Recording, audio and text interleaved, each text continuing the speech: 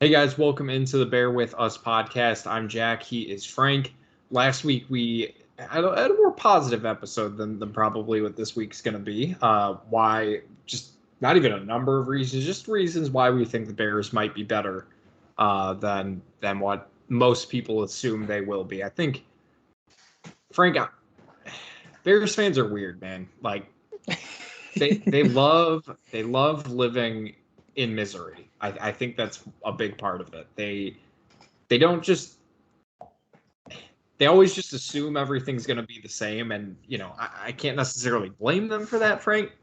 But I don't know, like if your only time of year is to have some optimism and be positive is the off season, why not just embrace it, have a little fun with it? I agree. I think for me, I think sometimes people get lost in what the positive really is, though. You know what I mean? Where like they get sort of lost in la la land, where it's like, well, this is a fucking like to them, like being optimistic means like the Bears are winning 12 games, and it's like, let's tone back expectations. The fun is like hopefully seeing a real NFL offense being fielded, seeing a young quarterback actually progress and have like, you really start to like see this process start to unfold. Like that should be the fun that everyone's looking towards versus like, like you said, it's either like, oh, like it's the same old shit. Like they got a defensive head coach. This is going to fucking suck. Or it's just what I described of like these homers that, I'm positive had I known them when Adam Archuleta was starting at safety, they would have told me, like, they gave me reasons why it was the greatest signing in the world. Like I think there's too many extremists in Bears fandom where it's like, I get in certain seasons where you're really excited. I mean, looking at us, like going into 2019, we were fucking jazzed up. Like, all right, can Mitch take the next step? Can we really be that team? Can we be, is this a guy we can build around? And is Nagy really that good? But we don't have reason for that. But I also don't think we don't have reason to be like, well, this is a one-win team. Like we're the fucking Jaguars. You know what I mean? Like, I don't think it's that either. So like, I hate that it comes across as like a centrist type of view, but I really think that's where the Bears are. We're somewhere in the middle, I think, of all of that. I agree. I think it's more of a reflection kind of on where our society kind of sits right now in all aspects of life, where it's, especially on social media, it's, you kind of either got to be so far pessimistic where it's just like, how can this team win a game? Where it's like on the other end, it's like, well, this team's winning a fucking Super Bowl. It's like I understand. I understand the goal, obviously, of every season should be to win a Super Bowl, but I think you have to take a step back and really reflect that. I saw way too many people talking about, well, 3-13, 5-win team. It's like people have been saying that for the last 4 seasons, and it's like I don't know where they get this. I just don't understand why the Bears, like I feel like Bears fans in their minds just assume this team is just always terrible, but that's not really true. Like they're more middle of the pack, but yet nationally as well, they're looked at as like the Lions, the Jaguars, the Texans to a certain, or more recently. They're looked at as like those terrible teams. Meanwhile, the Cowboys and Giants and Jets are always like, this team could win 10 games. This team could win a Super Bowl. Like, it's like, I just don't understand where this idea that the Bears are always the worst team in the NFL comes from, because it just hasn't been true, even with a terrible coaching staff. Yeah, no, you know why I think that is though, Jack. I was listening to a different NFL, a general NFL podcast, and it's funny that you said that because they brought up a really good point that I think sort of encompasses why that's the case for the Bears. Unfortunately, in the NFL, and honestly, probably the NBA too, to a lesser degree, the NBA, but definitely the NFL, the only teams that matter are the really good and the really bad. The middling teams are fucking boring, dude. And I think that's what it is, just what you described. The Bears have been a middling team for the better part of our life. And what that leads to is like you staying anywhere from 6 to 9 wins. So you're not bad enough to like try to, get that quarterback or like get, real blue chip top of the end in the first round anyway, draft picks that like give you that sort of optimism. Because think about someone like the Jets. They just went. They're going to back-to-back regimes that are like, oh, this is the fucking young kid. This is great. I would rather live in that and continue to be let down by like maybe this court like Zach Wilson isn't going to be a thing, and obviously we know what Sam Darnold turned out to be, versus like here goes a reeling out of fucking defense again, and like here's the Cordell Stewart, like maybe he can be an average quarterback to get us there. Here's Andy Dalton. Like I would rather be let down by like young hope than be what we've had to deal with pretty much our whole lives. Because like that was the one thing that sorry, Jack, but that was the one thing that we said like good. With when Mitch was here, it was so strange because it was like a lot of people were rooting for him to fail, and obviously he did fail, but it was like that's not how you treat young quarterbacks, man. Like we've never had that before, really. So like the time we had it, it's like people were like almost rooting against him, and it was like, dude, you guys not know he's still your quarterback? Like, what the fuck are we doing here? And it's yeah. I mean, Chicago has a very weird mindset when it comes to the Bears. I think you made a good point where it's like, I think where Bears fans, more casual ones at the very least, just like are like, well, we're probably just going to be bad again. Where maybe they're not even necessarily talking about the record. Maybe they're talking about watchability, which I know is like number one on your list. Yes. Every single year is like, I would love to win a Super Bowl. I'd love to make the playoffs. I'd love to be a, constant contender. But overall, number one should be to be a watchable, enjoyable product. And I think maybe that's kind of where it's coming from. But again, it just doesn't really add up to me why there isn't more optimism this season. Like, yeah, last year ended terribly, but everyone going into it was like, this is going to suck. It's going to be bad. We got almost everything we asked for, right? We got rid of Pace. We got rid of Matt Nagy. We got some sort of restructuring at the top of the organization in terms of bringing in, the reporting structure. Now it's, Ted Phillips he's out of the way, at least reportedly. It's, George McCaskey on down. We got Bill Polian to help out, bring some respectable people into this building. We got a new GM who loves offensive linemen. That's all I've heard Bears fans complaining about for years. It's like, well, they just don't fix the offensive line. It's terrible. Well, they made that a focus. They hired a defensive coach who has a very familiar type of system that we're going to be used to. And we got an offensive coordinator from the Packers who seems to really understand what he can do, what he needs to do to make Justin Fields play better. I just don't really get the lack of optimism this year. Like, it's a very winnable conference. That the NFC is not very good. Like, all of the quarterbacks are in the AFC now, except for Aaron Rodgers and Tom Brady. Are they at that level where they can really worry about that? Not really. So why not just see what this team looks like? And arguably, they didn't lose that much. They got rid of some bad coaching staff, some bad players, in my opinion, and they only improved the roster. I guess I'm just not understanding why we aren't seeing what we normally see with Bears fans, where it's like in the offseason, everyone's super excited, and we're just not seeing it. So I just don't get it. I wonder.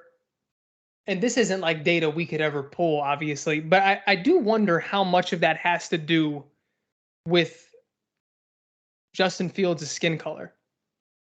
Because, I mean, even when people were so out on Mitch, like Mitch clearly showed you he wasn't the guy, he still had his guys behind him that followed him to Pittsburgh. Now, well, Buffalo first, then Pittsburgh now, he's already like lost his job there, and I've literally seen some of the same Twitter pages be so down on Justin Fields who were so high on Mitch. And again, like, I know Justin Fields didn't have a great or even good or even average rookie season and like as an NFL quarterback, not comparing it to other NFL greats rookie seasons, just in the scope of 1 year. It wasn't a good season at all. But again, like, what did you see from Mitch that just talent-wise that shows you he's anywhere near the prospect that this kid is? So again, he might be a failure, but I stand by what I've said about Justin Fields. What I've seen from him year one, some of those big-time throws that he made more of those in 1 year than Mitch did in 4. So it only leads me to believe that there's underlying things as to why someone would dislike him as a prospect. like you said, I don't know if we can prove or disprove that theory. I think there's something to it. But I guess it's kind of I just I'm pretty much using this as a follow up to our last episode because I did Yeah. get some feedback where it's like, I saw the podcast and it was an hour long and the title was why the Bears are going to make the playoffs and I just couldn't click on that. I'm like I just didn't understand that. Like I'd be curious if someone was like, here's Yeah. why the Bears are going to make the playoffs, and you see that's going to be an hour long, and be like, well, there's got to be something in there to talk about, so And let's just check it out. I thought we were pretty thorough in sort of breaking it down between like, here's what realistically can happen, and here's like what's going to need to happen for them to be like a legitimate contender. Yeah. And again, I feel like I fall like obviously this episode is going to be why the Bears are going to suck this year, like why they just aren't going to be a thing, that they're going to be that 3-win team or 4-win team that the experts are saying that they are. And I truly do land like somewhere in the middle. But before we even get into like why they're going to suck and what can happen this year that like, is going to be more disappointing than not. I can see it like I see this team really as being like last year's Eagles. Like you have a young quarterback, maybe not the best weapons around them. It's still young, new regime, but it's like the NFC is weak. You're gonna every single year you sneak some wins that you shouldn't win. It just is. That's what the NFL teams do. So like if you think we're gonna win 5 games, we're probably gonna win like 6 or 7 because we're gonna win a game or two we shouldn't.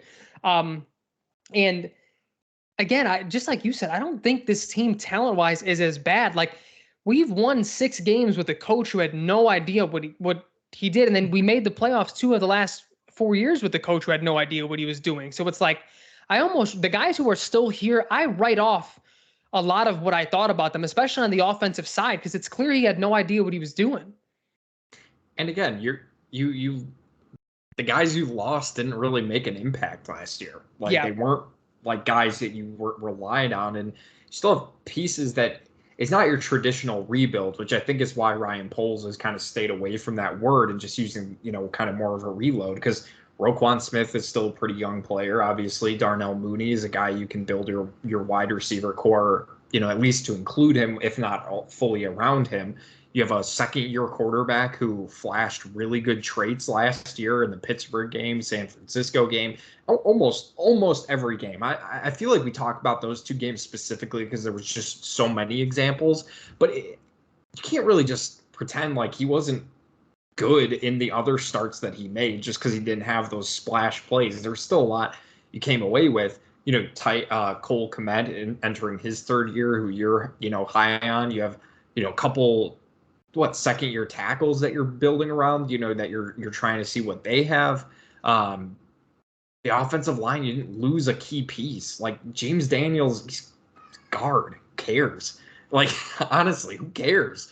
You lose Akeem Hicks, who we've talked about, he's fine, but Khalil Mack, it was not the same Khalil Mack. Robert Quinn was the guy who was doing the most damage, and he's still here. So like you add to the secondary, I don't understand like why this team is perceived to just automatically be worse than they were last year, especially because they upgraded the head coach, like they upgraded the coaching staff. I really don't know how it could be worse than it was with Matt Nagy and whoever else was pretending to be offensive coordinator, the 18 guys he had in his quarterback room. Like, I don't know. But I guess we can dig into a little bit more about why the Bears, if this season goes poorly, what is that really going to look like? So Frank, kind of copy paste from last week. Give me your number one. Why do you think this season is just not going to be going in the Bears' favor? So it's sort of a combination of 2 things on the offensive side. With 1A being Justin Fields just doesn't take that next step that we're expecting him to take. We talked about it last week, all the things that we do want to see him improve on, just getting the ball out a little bit quicker, that processor, that sort of internal timer being a little bit quicker, which I think we did see progress with that last year. But you just want more consistency with that. But realistically, the knocks against him going into this year, or I guess a reason to maybe not to like halt, super high expectations, is it is his 3rd offense in 3 years. He was at Ohio State 3 years ago. Last year he was with Matt Nagy, and now he's with Luke Getsy. So this is a totally new offense, not only for him, but for the whole offense. So even guys who he's had continuity with, there may be, an adjustment period there. And, I mean, this is really his rookie season. Like the live reps last year are always going to be valuable, and getting that NFL speed, just like understanding what things are, having film on yourself so you know what you have to work on. But again, we know how much of a clown show that was with Matt Nagy on the offensive side. It was bad. I mean, there was little tidbits coming out last year, and we touched on this, Jack, where he was like, they asked, like, well, what's the difference between him and Bill Lazor?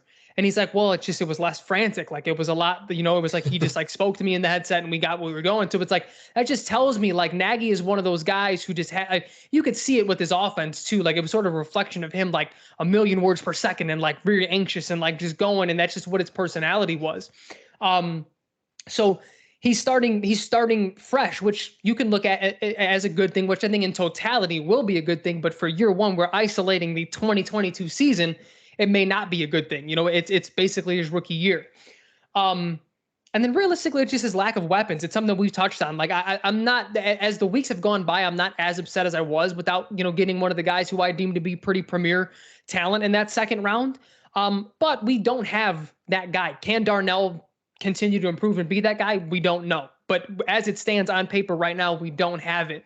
But then 1B for me, and this was a separate point last week, but it's just much quicker, and I think it just goes with it, is, dude, we've hired offensive geniuses before.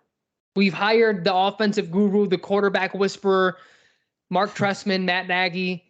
I'm sure there are other examples from our youth that maybe I wasn't too in tune with, but like we've hired these guys that were supposed to work miracles before. Not that like Luke Getsy is being asked to do that, but we've hired guys who were supposed to be competent. We really don't know with Luke Getsy. Like me and you included, we've just have been assuming like, oh yeah, of course he's competent. He knows what but that's what Matt Nagy was supposed to be. Like I know the offensive genius thing was thrown out there and the guru, but at the very least, like the baseline was supposed to be, you're supposed to be competent at your job when it comes. You're an offensive guy. Yeah, you're supposed to be top tier type coaching. Right. He was supposed to be top tier, but I'm saying even let's say we shot for the stars with that. He's a top tier genius, but then we just sort of landed like, oh, he's really like, a middle of the line guy. That would have been great. Yeah, it went from like he's supposed to be this guy to like you literally being probably the worst play caller in football. Like, I mean, there was no in between there. So just the unknown of a new offensive coordinator who's bringing a whole new system. Again, I lay more on I'm encouraged by it because he has like said what he wants to do. This is I mean, they're already talking about like the power I formation. They're talking about being a run first team. They're talking about putting Justin in situations where he's going to succeed cutting the field. I love what I'm hearing, but we don't know if that's really going to be the case, right? Like I know other coaches didn't come out in the past and say what they were going to do, and they tried to play the mystique of like, oh, well, you'll see week one, and you'll you know what I mean, and like you got it that way. But yeah, it is the unknown with Luke Getsy. So that to me is like those are the two biggest things. It's obviously the offense, because I think the floor on the defense is pretty high. I don't think the floor on the defense is nearly as low as the offense can be. I mean, do you have anything to add there with the offense or? Yeah, just a couple things. Number one, to your point, I just find this funny about Mark Trestman and Matt Nagy coming in and not succeeding. In Luke Getsy's defense, not necessarily defending him from you, but I think it's just important to bring up this context because a lot of people probably think and feel the same way you do, where it's like, well, we've tried, we've had this guy as our offensive coordinator, we've had this guy as the head coach, like this is what they're supposed to do. To this point, and I know it hasn't been super long since he got the job, but we haven't heard the same stuff afterwards from what we heard regarding Mark Trestman and Matt Nagy. Mark Trestman's whole thing, first of all, he was a Canadian head football coach where he won a bunch of Grey Cups. Like, okay, what does that mean to, like, what does that mean? That doesn't mean anything to anyone in the NFL or fans of the Bears. Like, I mean, it's great that he can win championships, but that doesn't carry over. And so when you put aside the Canadian football stuff, you go into his NFL history as an offensive coordinator, and you saw that weird pattern where it was like the one year where he's calling plays and he's just a stud. Like he's just calling, his teams are scoring 30, 35 points a game. And you're like, that's great. And then you look at year two and it's like they score like 16 points a game.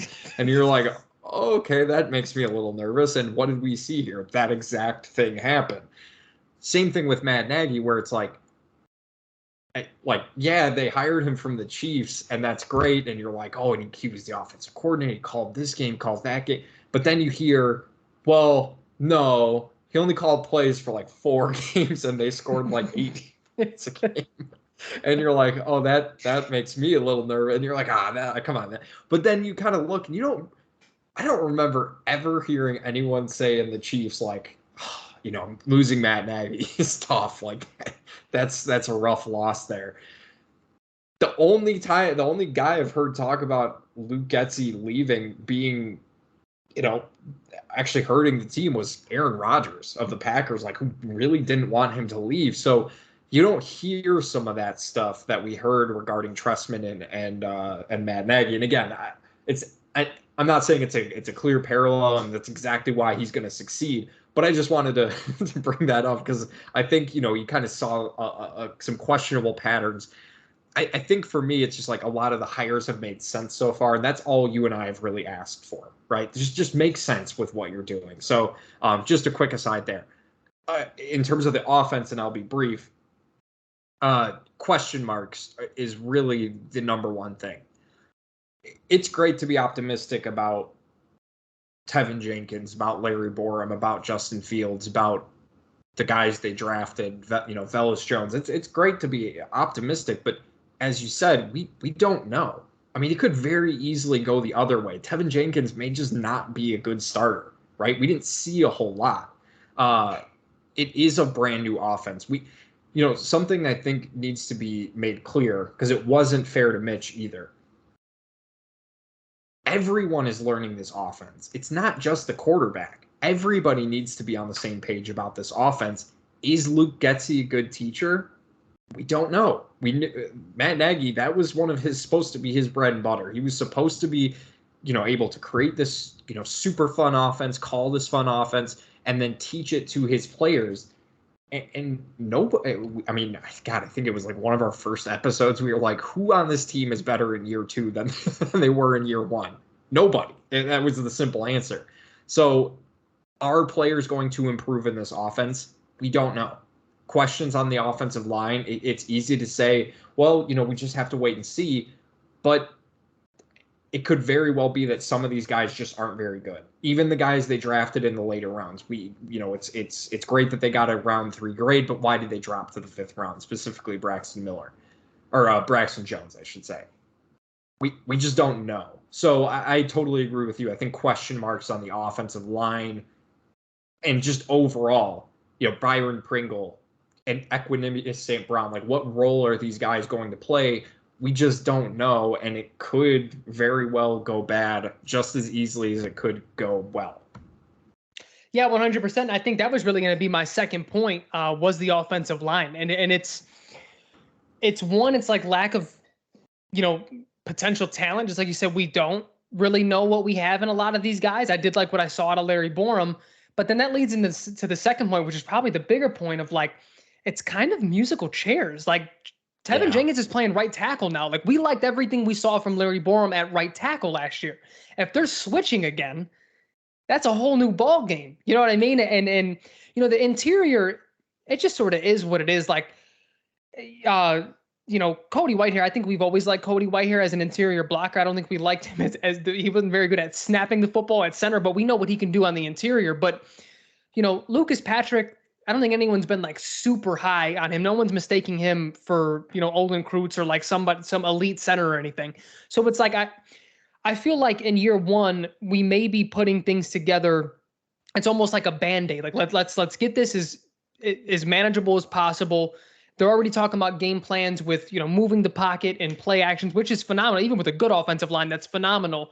But I think in the negative context, someone could take that and say, Well, they're thinking that because they know Justin's not going to have time in the pocket every time. So we need to keep defenses on their toes, which again, to me, that shows competence. Like that's more of a positive if you can recognize that, hey, maybe we didn't get the top tier talent that we wanted on the offensive line. I know they wanted to get that Bills offensive guard. I'm blanking on his name, but they wound up matching the offer. Like they did try to get other guys. Let's make no mistake about it. So these weren't their first options. Like Lucas Patrick wasn't necessarily their first option. You know what I mean?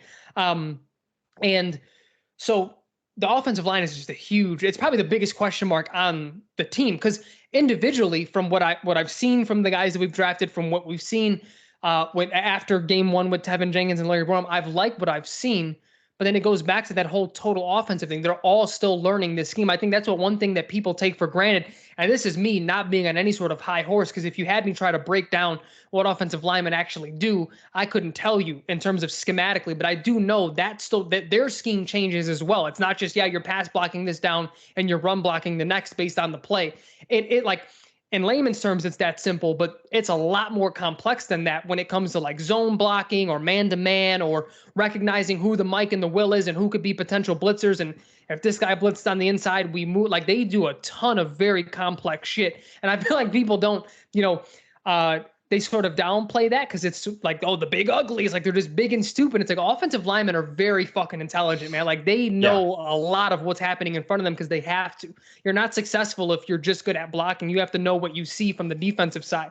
So all in all, to say like, I everything that I've said, I don't necessarily agree with, just the same way last week. I didn't agree with everything that I said. It's sort of like looking at it like isolating this season. This can be a real worry. And there are legitimate worries to have.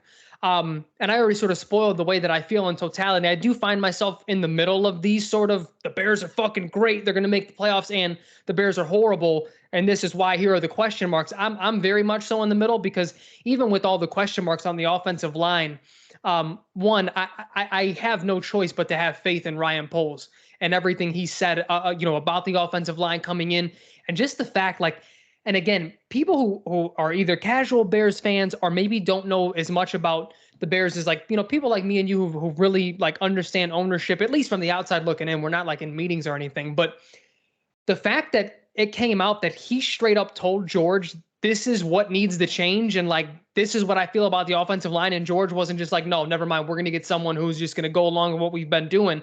That's fucking telling. Like, that's a great thing to me. And that just, I say that just to say, like, that's why I do have faith in him, at least as it stands, until that he does something that like breaks that. I have no choice but to trust him, because that's how he got this job.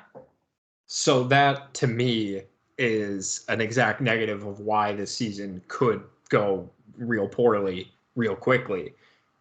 I mean, it's great that he impressed George like that in the interview, but George hasn't exactly been the best judge of character in most of his hires recently. Like, it just hasn't, he just doesn't have that track record. So to a lot of Bears fans' credit, it is kind of a, I'll believe it when I see it type thing. You got to prove it that you got this one right, and only time will tell. Ryan Poles could be bad at his job. Like, it's really that simple. I thought he got creative with the salary cap in terms of getting rid of people. Some of the trades he made, I did not hate them. But this is his first time doing it. We've seen the first time head coach, first time GM kind of paired together. And I know it's an obvious one, Frank, but actually, real quick before I get into this next point, I do want to touch on something you said, because I think it's really important. Not just overall the offensive line needing to be able to have that ability to analyze, who the Mike, linebacker is, or what cover formation they're going to be in. One of the most important aspects in football is to have that clean center quarterback relationship. Jeff Saturday, Peyton Manning is just like the perfect example of it. I really hope Lucas Patrick has seen more of that diamond in the rough guy. A lot of teams weren't really looking at him as a necessary like starting center and just, we can just plug him in and he's going to be an all-pro or anything like that. I really hope he's a solution to that position, because we really haven't had an established center maybe since Olin Kreutz. Like, it's a position that's been changed out quite often. And just from personal experience, when with the Colts, I mean, every year they were projected to draft a center in the first round until they got Ryan Kelly, because that's just such an important position between, snapping and things like that. Cody Whitehair, James Daniel, like they were both supposed to be the starting centers, and it just didn't end up working out. Hronis Grasu, third round pick, never obviously panned out. Like, it's a position that I think doesn't get enough attention, and I don't know if they've solved that issue. I think it's a very important role for any offense. So I don't want to get to the point where Justin Fields is, having to keep changing out centers, left and right, because it is such an important position on the offensive line. It literally starts the entire play. No, I totally agree. I mean, in terms of offense, I've said my piece there, Jack. Do you have anything before we move on to the defense? Honestly, just overall, it's just going to be like an injuries thing. I mean, Justin Fields is, he didn't exactly get out of last season completely clean. He missed some games due to being injured. He came out of games because he was injured. So I guess offensively, that's just going to be one thing to keep an eye on. Is he going to learn from turning his ribs into defenders? We talked about that last week as well, but just want to reiterate, he needs to stay healthy. He needs to prove that he can stay healthy for, all 17 games, ideally. I don't know how realistic that is with the type of player he is. Running quarterbacks are bound to, get scuffed up a little bit more, but as long as he can stay, can he stay healthy, I think is a great question for any fan. Oh, for sure. And if I was an NFL head coach or like a quarterback's coach, I would legitimately, like early in camp with a young quarterback that can use their legs the way Justin can, I'm bringing in like a retired baseball player, a base stealer. Get me like, why am I playing his first name? Crawford. He was in the majors for a while, real fast. Why am I blanking on his first name? He's in the music industry now. A lot of Crawfords, Frank. Well, he played for the Tampa Bay Devil Rays for a while. You're talking about Fred McGriff. No, not Fred McGriff. But anyway, you hire. No, Jesus. You hire. Like, I would legitimately hire for a few. Like, show my guy how to slide. Like, get his technique down, drill it in his head. So anyone. Give anyone, literally anyone who knows how to steal a base and knows how to slide. Give him to me. It just can't be Javi Baez, because he's going to have him doing all types of wild shit while he's sliding. He's going to be sliding over guys. Yeah, exactly. No, but I think that's a valid concern as well. And dude, that's the one thing. And before I move on to defense, it's been so encouraging, man, to hear the things coming out of camp right now with Justin Fields, with his leadership, with his, they're talking about he's taking notes already. He has this down. He's studying beforehand before he gets to the practice field. And like, that's the one thing that's gone forgotten, I think, a little bit. Obviously, the physical talents jump off the page. I mean, jump off the screen. He can run, he can throw, he can do everything that Tua Tagovailoa cannot do. But people don't realize is he scored like the highest on that quarterback test. I think like second highest of all time, but the highest since Peyton Manning. Like, this dude is fucking legitimately intelligent, at least football wise. I don't know what his take is on astrophysics, physicism or whatever, but like from a football perspective, based on that test, he is literally a genius. Like, the people were going crazy over that during the draft process. But again, it was one of those things where like these other guys just got catapulted up above him for, whatever reason. But shifting over to defense, and I don't have too much here, Jack. You may actually have more than me, but it is sort of the opposite take of last week. And with one new one that I'll say for last before I throw it to you, because I think I want to know your opinion on this. But one, maybe Eddie Jackson just is who he is. We talk about like getting back to that 2018 defense. He was a huge part of that. He had so many takeaways. Like, that was what he was doing. He wasn't tackling nobody. He was taking the ball away. And we haven't seen that since. And again, just like I said last week, I get it. He was playing a different role. He was strong safety instead of free safety. But the fact that just completely goes away is worrisome. And maybe that is what it was. It was just the position. But again, maybe that's just who he is. Like, he had the flash in the pan year. Everything went right. Obviously Khalil Mack had an awesome year. The whole front seven did. So it was getting that sort of pressure, and maybe he was the product of that versus him being that guy at safety. So that I think that's a huge worry. The other thing is, I know we've talked about Robert Quinn, and me and you have both done this. And again, I don't necessarily believe what I'm about to say, but I think it is a valid worry.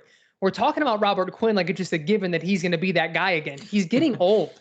Like he's not young. He's not like, he's not 24. So we're really going to need guys like Travis Gibson to step up. We're going to need a few of the pass rushers that we drafted to step up. The interior doesn't look anywhere near as scary when you're comparing it to someone like 2018. You think of Eddie Goldman, Akeem Hicks before, he got a little bit older and started getting hurt too much. Like that was a fucking scary interior, a very scary, and it just doesn't strike that. Justin Jones is cool. He seems nice, but it's not that, right? So I think there are a lot more question marks again in comparison to like where the team was when they were elite. I don't like, and again, this isn't the coaching staff's fault. They're shifting to they're shifting to a 4-3. So I get why they're saying we have to see what these guys can actually do.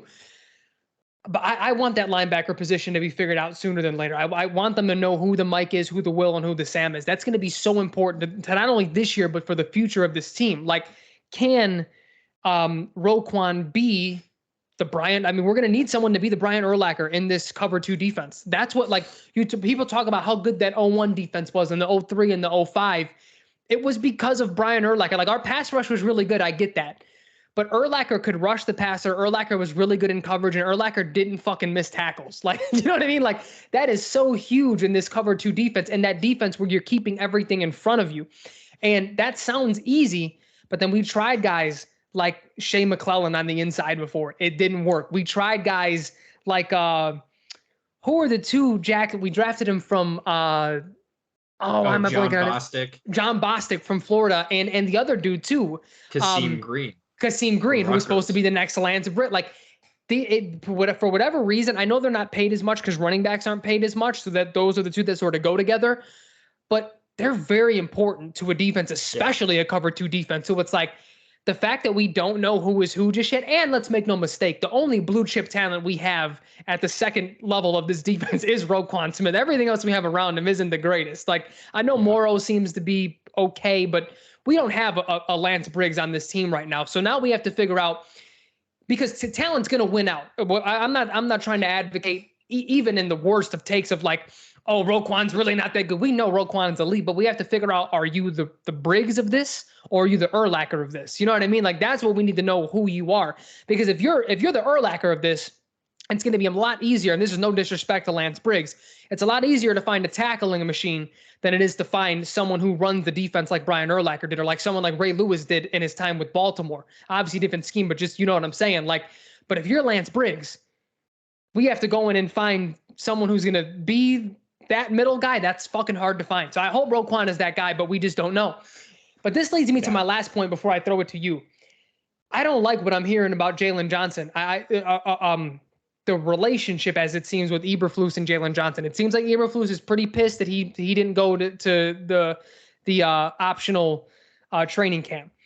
So he's got him running with the second team right now. Who knows what that does, or if he is really just trying to see what he can and can't do. That's what he's saying right now. That scares me a little bit though, Jackie, because we've been talking like Jalen Johnson is just CB1, throw him in there, he can be top 10, and that it is what it is. So let's just live in a scenario right now where either 1, the relationship isn't there, so he's not getting those types of reps, or 2, maybe they looked at this roster and said, hey, Jalen Johnson isn't that good. Or at least for this system, he's not that good. He's not our guy here. In that world, is Kyler Gordon ready to like step up right out of college and be a cornerback 1? That's a fucking scary thought, because what we were talking about last week is like, well, we have Jalen Johnson. Now we got fucking Kyler. Our CB2 is set. We're ready to go, baby. And then we signed, I'm blanking on his name, but the guy we signed in the offseason, but he was supposed to be the guy that's like, oh, he's the slot corner. So now we have CB1, CB2, and a slot corner that we signed that everyone likes. I know he was with the Ravens. He missed a year, but like when he's healthy, he's that dude at the slot, or, you know, in nickel situations. Now you're starting to see this. I'm like, wait a minute. The only thing that I felt very sure of is being snatched away from me here on this defense, man. Like, what the hell is going on? But I mean, you're talking about Tavon Young. Tavon Young. Yes. He's supposed to be the nickel package type of dude. Yeah. I mean, so what are your, not only just for what I had to, but that's where I wanted to hand the baton off to you. How are you reading into this Jalen Johnson situation? I'm going to talk you off the ledge here, Frank. I know this is supposed to be more of a pessimistic episode, but I don't think I can go there yet. I think it's exactly what you just said. I think, and I kind of like it on the part of Eberflus, because I mean, like, this dude has talked about team tackling,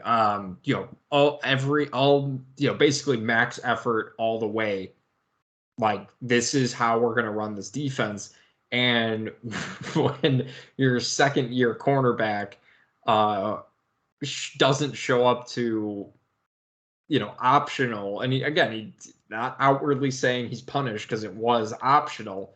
It's obviously not the best look, especially when you have a new coaching staff, a team that, a front office that did not draft you, and you don't show up. It's just not a great look, especially for someone who you want to be one of the leaders of not only your secondary, but your defense in general.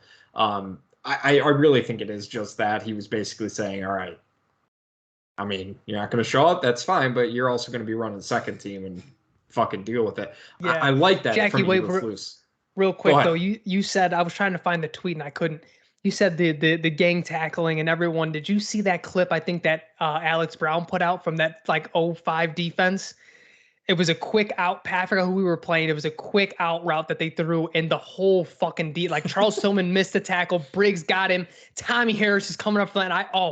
That made me. If we can get back to that, man. Oh my god. That's what I'm saying. Like, it's clearly going to be, a max effort defense. Like, he wants people to be making plays. So when your arguably best secondary player isn't showing that team spirit type thing, like, Eberflus doesn't really strike me as a guy who's going to really sit well with that. Again, he's not punished. He's not obviously saying Jalen Johnson's going to be like the, second corner or whatever. He's going to come off the bench or anything like that for missing, optional team activity stuff. But I really think it is just that. But again, it sucks that I'm talking about it now, because it would fit more with last week's episode, because I really like that from Eberflus. He's basically saying no one has earned their job on this defense. Like, I'm gonna make you earn it. And I love that. I absolutely love that. I think that's the correct attitude to have. But Frank, I'll stick with the secondary as one of my big concerns. Brisker, Gordon, Tavon Young, Thomas Graham Jr., fuck, man, even Jalen Johnson, like we were just talking about, Eddie Jackson. There's really no, like, proven guy. There's no player that you can hang your hat on and say, this guy is going to be a Pro Bowler. Even Eddie Jackson, he has probably the most pedigree, but all of that was 3 or 4 years ago. Like, it's been a minute since he's been, considered one of the better safeties in the league. The depth isn't that great either, with Kendall Vildor still on the team, Duke Shelley. Like, these are guys that we've seen a lot from and just not obviously that great. We saw some flashes from Thomas Graham Jr. I think he's a better depth player than he is probably a starter. But again, we don't know what he'll do in a full season, especially in a new defense. Like you were talking about, a lot of these guys weren't drafted for a 4-3. A lot of these guys were drafted for a 3-4. So we'll see how that changes. And yeah, I mean, you hit the nail on the head with Robert Quinn. That was going to be my biggest, question mark and exact reason why this defense may take that step back. He is getting older. He has been hurt before. Is he going to get 18 sacks again? Probably not. I'd be surprised if he did. And this defense really relies on that front seven. And this isn't exactly the best front four. Whether it is Travis Gibson, Mario Edwards Jr., Al Kadim Muhammad, who they brought in from Indy, Angela Blackson again, Justin Jones, like we talked about them signing. We don't know, right? Like, we don't know exactly how these pieces are going to fit. Can this pass rush deliver what they need to in a 4-3? I think that's obviously going to be the biggest question mark. But again, Travis Gibson, he was drafted as an outside linebacker, like to rush the passer that way, not necessarily upfront hand in the dirt type stuff. So I totally agree. I think question marks just all over this roster, right? Like we've seen good things from a lot of these players. Can they step up and be consistent in this new scheme? We just don't know. Yeah, no, and I was sort of thinking about the linebacker position as I was talking about it. Do we know who the fuck the third linebacker is? I know it's going to be Matthew Adams. He was pickup from Indy as well. Okay. Yeah, so I mean, it's just realistically, it's a lot of unknowns on both sides, and again, I land closer to last week's episode than I do this week's, but it's not all the way there. The pendulum isn't shifted all the way left in terms of optimism for me. Just like I said in towards the beginning of the episode, for me, I look at this team, a successful year for me, if we're talking like wins and losses, is like being in playoff contention late. If we fall off at the end, it is what it is. Again, the ultimate goal is being watchable. That would be phenomenal for me. If I can just sit back, fucking pop a cold one and just watch Justin Fields have fun on Sundays, I'm all in. But I do think this is more of like a 7, 8, 9 win team in that range than anyone predicting us to win 2 or 3 games. I just think we have too much talent and the schedule just isn't that good. The NFC isn't that good.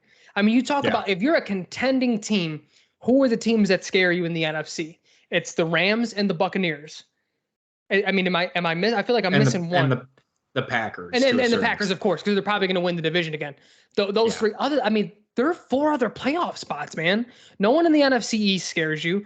I mean, does anyone in the NFC South other than the Bucs scare? Like, are we scared of not we as the Bears? I just mean like the NFC. Like, are you scared of the Saints with Jameis Winston coming back and like a new coach and like their defense is going to be really good. I think their defense will keep them in games, but like this isn't scary. So like it wouldn't surprise me if we are this year's Eagles, where we win 9 games, we get in there, we may probably lose in the first round, but it's like this is valuable experience for the team. This is a growth. So that's what I really what I wanted to end this episode on, Jack. I want to ask you the question before I answer it.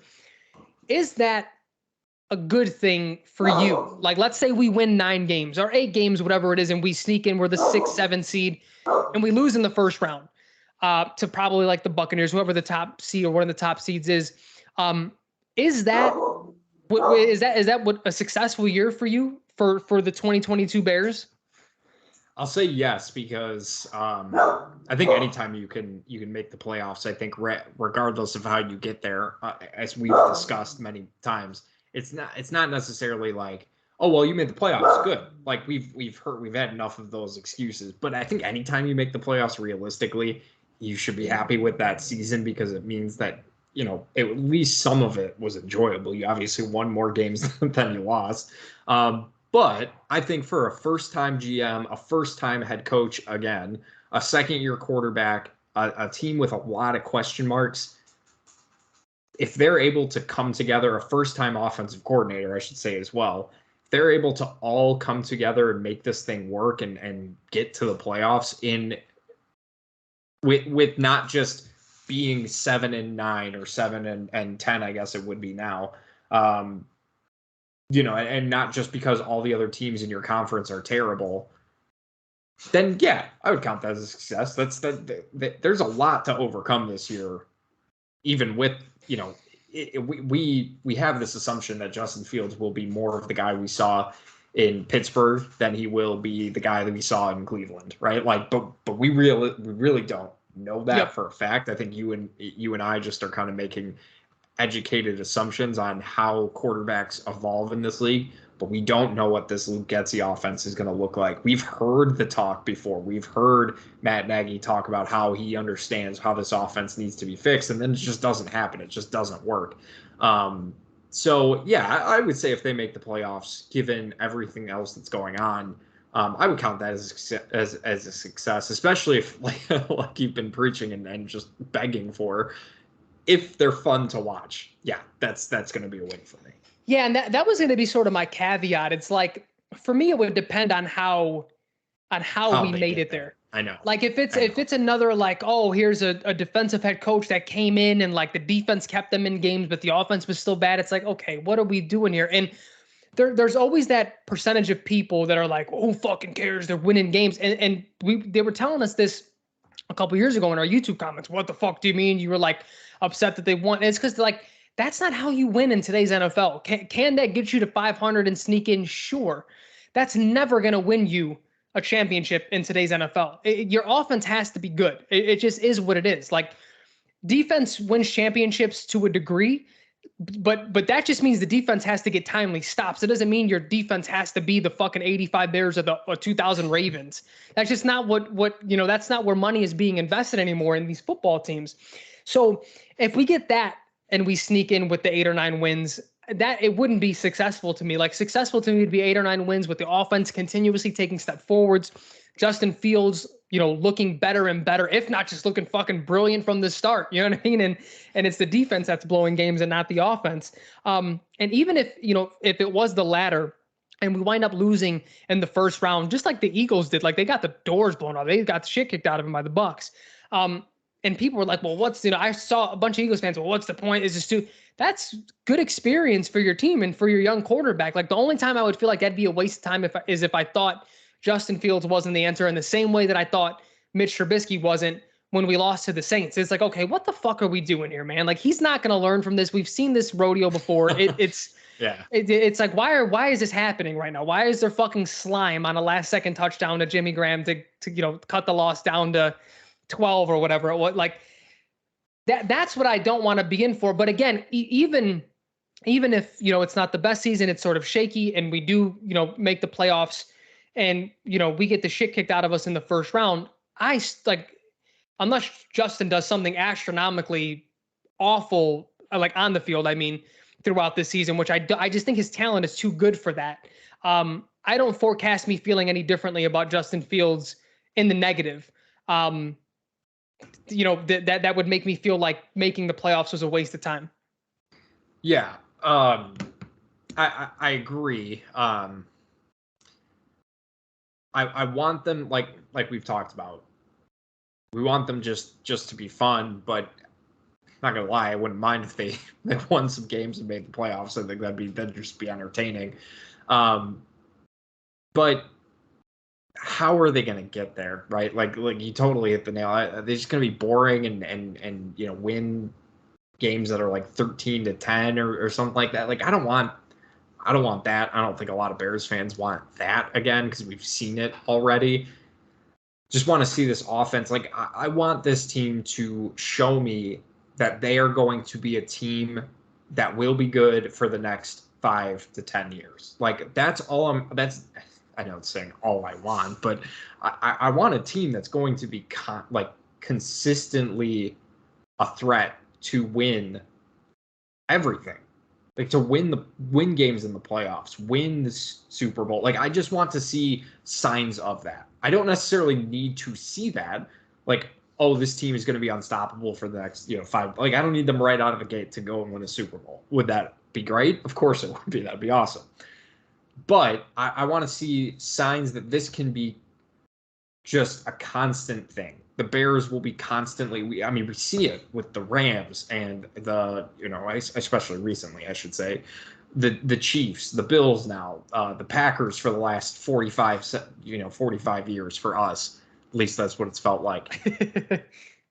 Like the Patriots, obviously, that's the standard. That's the platinum standard, I should say. But like that's what I want to see. I want to see this team not just be another 1 to 2 seasons of being good and then just once again having to go back to being, to reloading or rebuilding or something like that. Like I want to be the Ravens. I want to be the Steelers. I want to see this team just change the narrative of the Bears. You keep seeing that your team is listed at 3-13. Do something to change that. No, I totally agree. And that's why I think people get lost, though, because like I've said a lot of the same things that you said just in conversations with people. And it's almost like it can come across as, oh, like you want them to be like a dynasty. No, the Patriots have really been the only dynasty. The Steelers aren't a dynasty. The Ravens aren't, but they give that fan base hope, like real hope every single year. Like this, we can make a deep playoff run. Like we can go to the Super Bowl. Like just like you said, we get that once every 10 years if we're lucky. And then it just goes away. It's not built on any foundation. It's almost like you just threw together.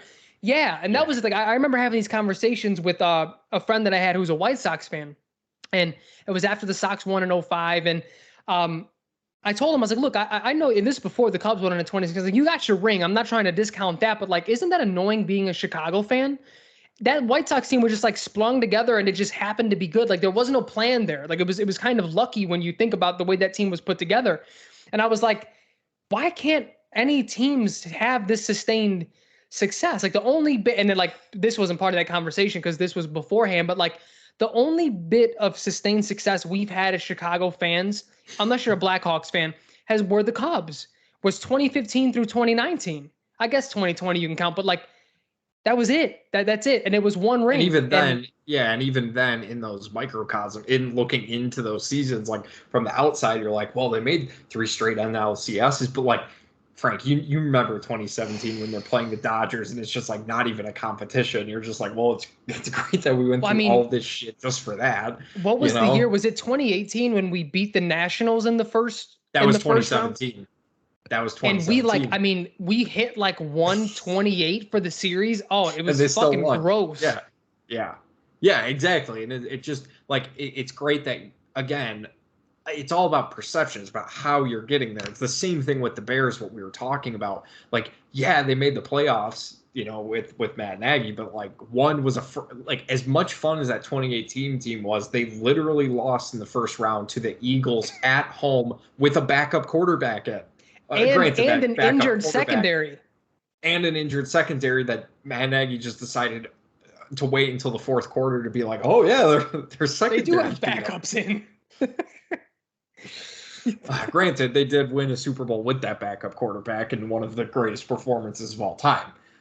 But again, and then like you said, they play they fucking fall ass backwards into that Saints game on Nickelodeon when they just get like it just I think that drop of Javon Wims in the end zone, I think that was a perfect moment to just like take a picture of and just put in the Bears scrapbook, the Bears yearbook of this is just what this team was throughout the last 4 years. Just close, but just not close enough. So I want to see that change. I want to see this team be a constant contender. I want this front office to be the Steelers front office, the Ravens front office, where it's just like you just trust them that they know what they're doing and they're constantly trying to compete and trying to win.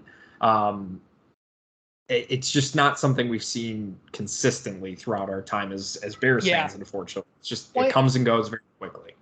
And that's why I've said like constantly what I mean by like watchability is obviously like fun on offense, but it's like having an identity.